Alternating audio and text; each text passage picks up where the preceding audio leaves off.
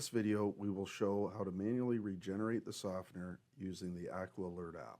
If you wish to manually regenerate your water softener using the Aqua Alert app, press the Regeneration Function button located in the bottom middle of the screen.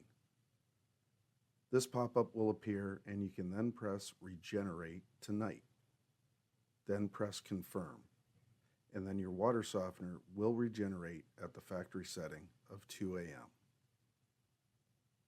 If you wish the water softener to regenerate immediately, you may press the Regeneration Function button located in the bottom middle of the screen, and then this will pop up. Then tap Regenerate Now followed by Confirm, and your water softener will kick into a regeneration mode.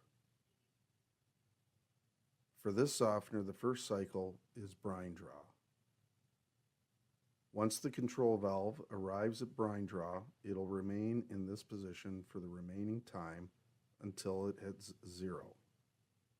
Once the softener has completed its brine draw cycle, it will advance to backwash cycle, followed by the rinse cycle, and finally the refill cycle. Once it is completed filling the brine tank to the appropriate level, it'll advance back to the service position. Your water softener has now completed a full regeneration.